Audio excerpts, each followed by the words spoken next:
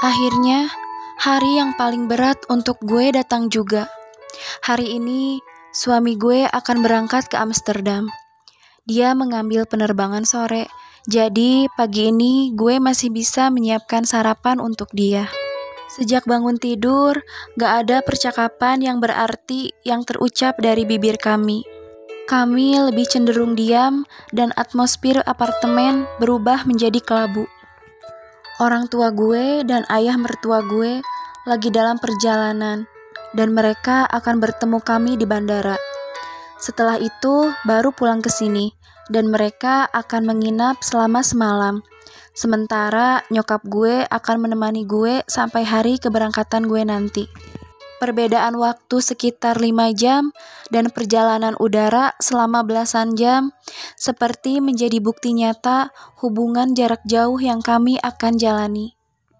Gue mencoba bertingkah sebiasa mungkin untuk menyiapkan kopi pagi miliknya yang kini sudah menjadi kebiasaan dan selalu gue sajikan setiap pagi. Gue udah berjanji untuk tidak menangis sebelum dia pergi. Tapi ternyata gue gak bisa menahan air mata gue sekarang. Air mata gue turun begitu saja, tanpa bisa gue cegah. Ada udara, tapi gue merasa begitu sesak. Gue mencoba menyembunyikan isak tangis. Tapi sepertinya semua itu gagal. Karena gue bisa mendengar langkah suami gue. Ia membalik tubuh gue dan langsung memeluk gue. Rasanya begitu berat.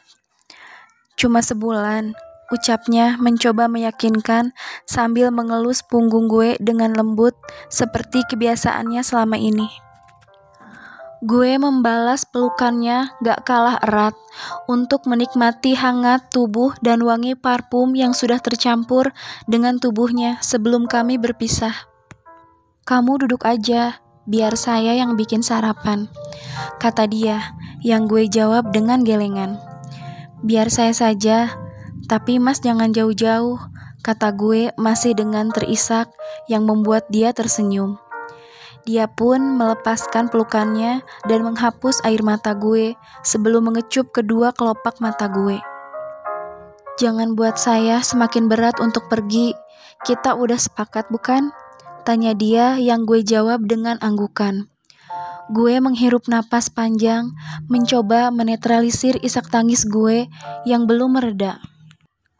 Dan melanjutkan kembali kegiatan gue untuk menyiapkan sarapan. Dia menuruti ucapan gue untuk tidak berada terlalu jauh dari gue.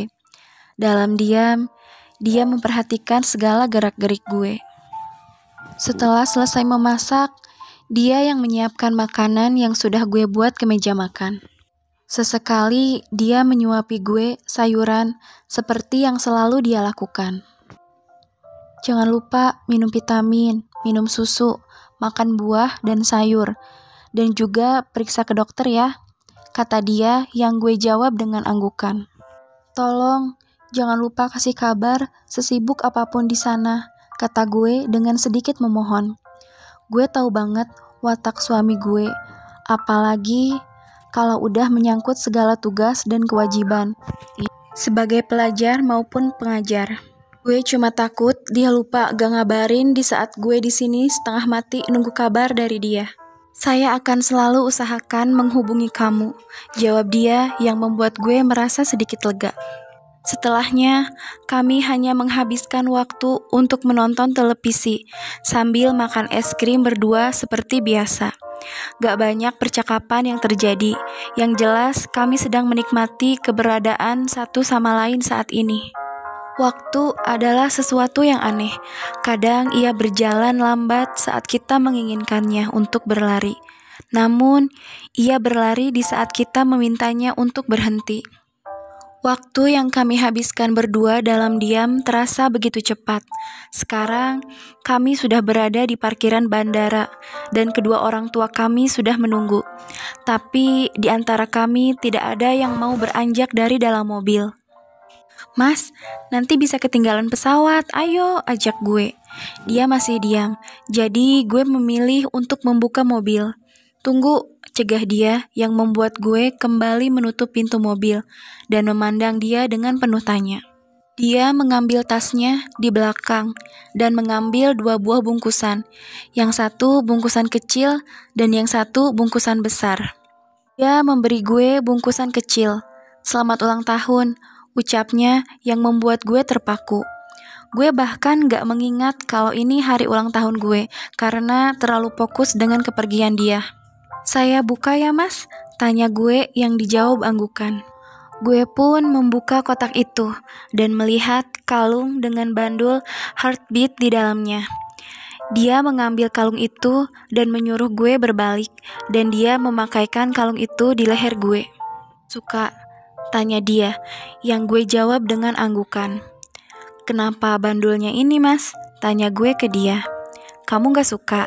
tanya dia, yang gue jawab dengan gelengan.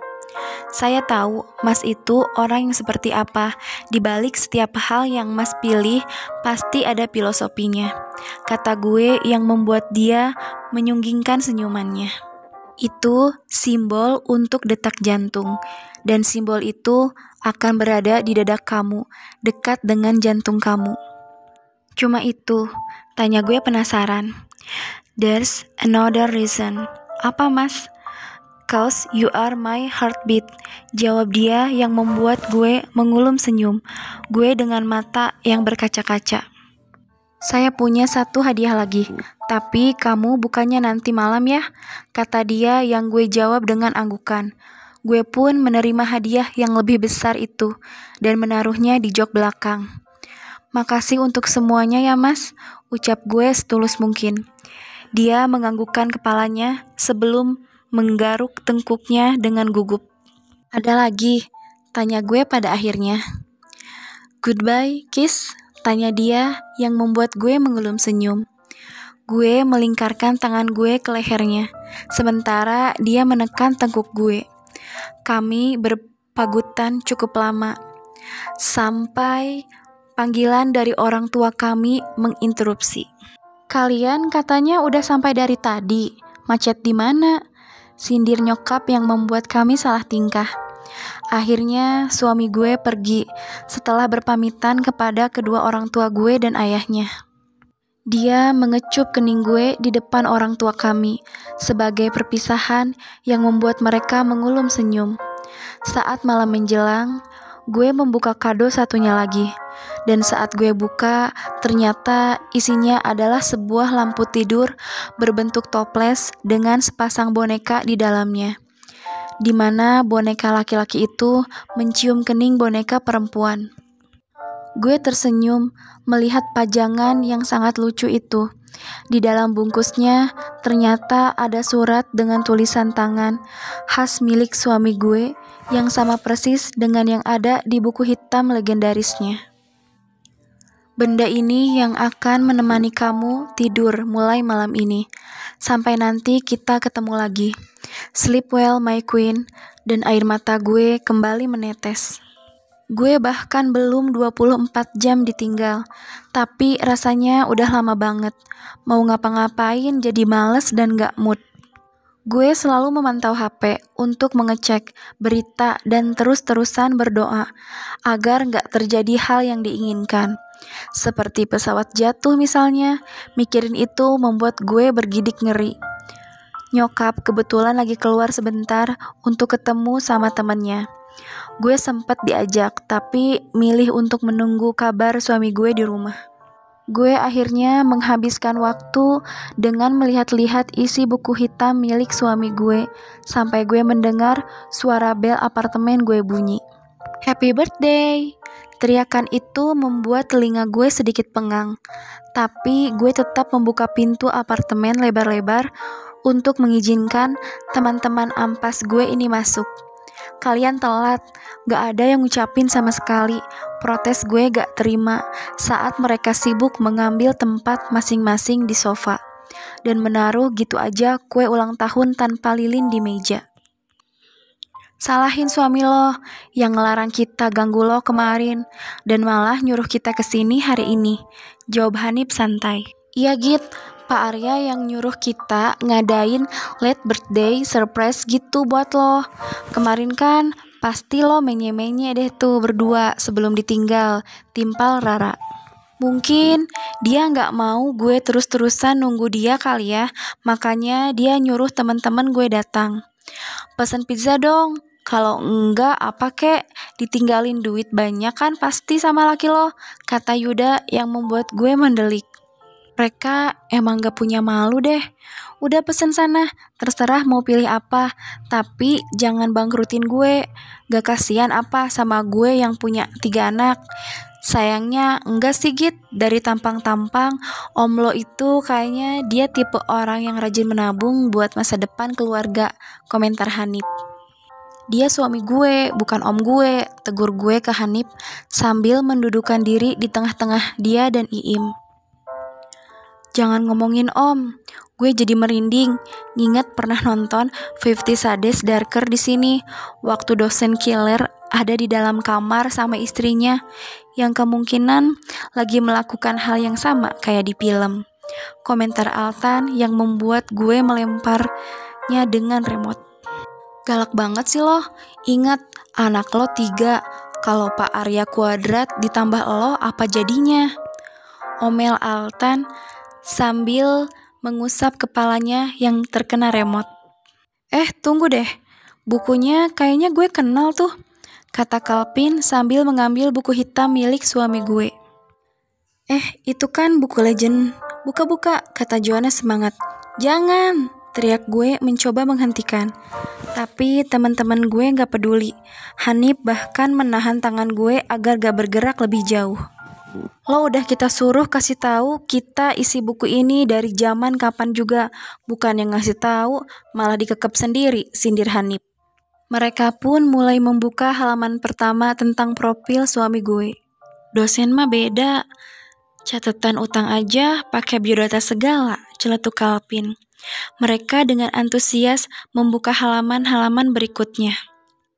1000 mimpi, wah, suami lo bener-bener patut dijadikan inspirasi nih, komentar Yuda. 5 anak, teriak Iim histeris yang membuat gue hanya menggigit bibir. Getol banget pasti bikinnya, sampai jadinya 3 begitu. Gue aja yang sering gak jadi segitu, komentar Kalpin yang dihadiahi geplakan dari Rara. Gue gak bisa komentar banyak saat mereka terus-terus berkomentar tentang impian-impian suami gue. Dan di saat mereka membalik halaman berikutnya, mereka tertawa terbahak karena melihat penampilan gue saat SMA, sampai mereka menyadari sebuah keanehan. Lah, itu Pak Arya, tanya Yuda. Semuanya menatap gue dengan pandangan penuh tanya. Lo dijodohin udah dari lama, Git? Tanya Joanna penasaran. Enggak, itu kebetulan gue ketemu sama dia di saat dia jadi ketua acara di sekolah gue. Kalau dijodohin, pas baru mau semester 7, jelas gue. Kalpin yang penasaran pun membuka halaman berikutnya dan menemukan foto gue dengan tulisan "Finally I found you" di bawahnya. Dia naksir lo udah dari lama, teriak Iim histeris yang gue jawab dengan anggukan. Anjir, gue speechless, kata Altan. Gila, dia selama ini ngajar kita dan bertingkah seolah biasa aja sama lo, tapi dia nyimpen ini semua, tanya Hanif di saat Kalpin membalik halaman-halaman berikutnya. Pantes lo ninggalin Kara, Git, kata Rara. Ini mah yang jadi orang ketiga jadinya Pak Arya apa Kara, tanya Iim bingung. Inggit yang jadi orang ketiganya, aturan Pak Arya sama dan Kara, ada video call dari suami yang lagi-lagi